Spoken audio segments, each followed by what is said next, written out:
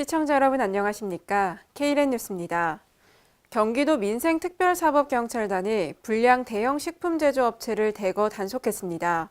경기도가 지난달 15일부터 26일까지 대형 식품 제조업체와 납품 위탁업소 175곳을 단속했습니다.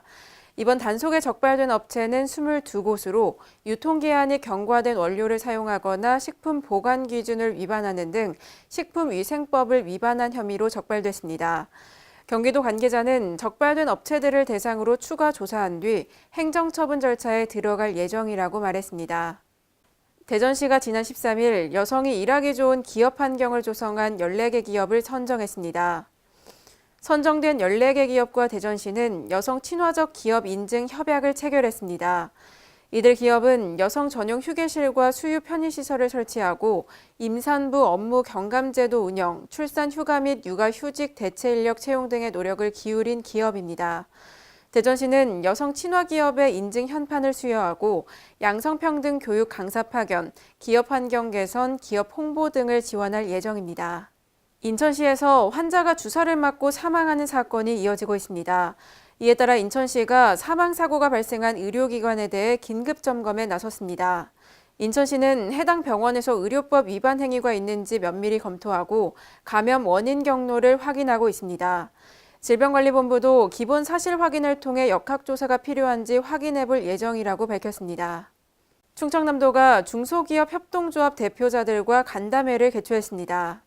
이번 간담회는 지역 중소기업 현장의 목소리를 전하고 애로사항을 건의하기 위해 마련됐습니다. 간담회에 참석한 기업들은 충남 지역 중소기업 지원 예산을 확대하고 협동조합 육성 조례를 설치하는 등 중소기업 육성 지원 방안을 건의했습니다. 양승조 충남지사는 기업하기 좋은 충남을 만들기 위해 중소기업 지원 및 기업 경영 활성화 방안을 더욱 강력히 추진하겠다고 밝혔습니다. 광주시가 내년 상반기 도시철도 2호선 건설 1단계 착공에 들어갑니다. 50여일에 걸쳐 진행된 도시철도 2호선 공론화 조사가 찬성 78.6%, 반대 21.4%로 결론났습니다. 공론화위원회는 투표 결과를 바탕으로 찬성 의견을 담은 권고안을 이용섭 광주시장에게 전달했습니다. 이에 따라 광주시는 도시철도 2호선 사업을 정상화할 방침입니다. 충청북도와 대통령 소속 자치분권위원회, 행정안전부, 세종시가 공동으로 자치분권 시행계획 수립을 위한 현장간담회를 개최했습니다. 이번 현장간담회는 자치분권 종합계획에 대한 세부 시행계획을 마련하고 관련 지역 현장 목소리를 듣기 위해 열렸습니다. 한창섭 충청북도 행정부지사는 정부의 자치분권 종합계획 및 지방자치법 전부 개정안 추진을 환영한다며 자치분권 종합계획이 제대로 실현될 수 있도록 중앙과 지방이 더욱 협력해야 할 것이라고 말했습니다. 전라북도가 내년도 예산안을 편성해 지난 9일 도의회에 제출했습니다. 내년 예산은 7조 554억 원으로 전년에 비해 10.1% 증가했습니다. 전라북도는 미세먼지 줄이기를 비롯해 폭염, 악취 등을 개선하기 위한 생활 밀착형 사업에 많은 예산을 편성했습니다. 전라북도 관계자는 지난 8월 여론조사 결과 산업 경제 분야와 일자리 지원, 악취 관리 등이 도민들이 가장 바라는 사업으로 나타났다며 그 점에 중점을 두고 예산을 편성했다고 밝혔습니다. 오늘의 브리핑입니다. 문재인 정부의 자치경찰제 도입 초안이 공개됐습니다. 자치경찰제는 내년 하반기부터 서울, 제주, 세종 등 5개 지역에서 시범 운영을 거친 뒤 2022년 전면 시행될 예정인데요. 정부는 자치경찰제 도입에 앞서 토론회와 각계 의견 수렴을 거쳐 11월 말까지 정부안을 확정 지을 계획입니다. 강원도가 스마트시티 전문가 멘토단을 운영합니다. 멘토단은 강원도 내 스마트시티 전문가로 구성돼 각 지역의 특성과 상황에 따른 스마트시티 맞춤형 컨설팅을 지원할 예정인데요. 강원도는 전문가들의 멘토링이 도내 스마트시티 조성 활성화에 큰 도움이 될 것으로 기대하고 있습니다. 포항시가 국내 최초로 특별 재난형 도시재생 사업을 추진합니다. 이는 지난해 발생한 지진 피해로 급격하게 인구가 이탈하고 사업체 수가 감소하는 등의 문제를 해결하기 위해서인데요. 이강덕 포항시장은 시민들과의 소통과 공감대 속에서 지진으로 인한 재개발과 재건축을 속도감 있게 추진할 방침이라고 말했습니다.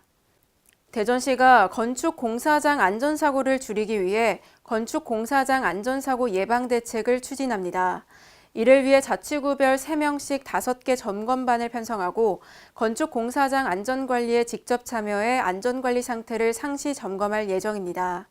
대전시는 건축 공사장 내 안전문화를 조성하고 안전사고를 예방하는 데 행정력을 집중할 계획입니다.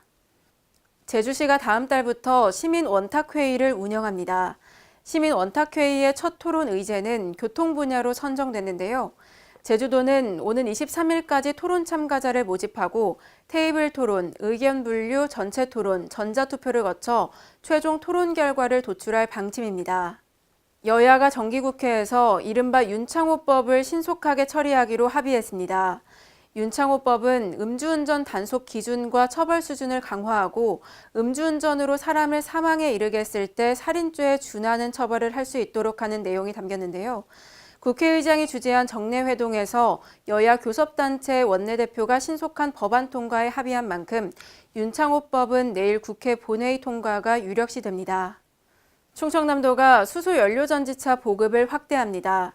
일단 내년에 수소버스 9대와 수소차 174대 등 총 183대의 수소차를 보급하고 2022년에는 수소차 1,200대를 보급할 계획인데요. 아울러 수소 충전소를 추가 건립할 예정입니다.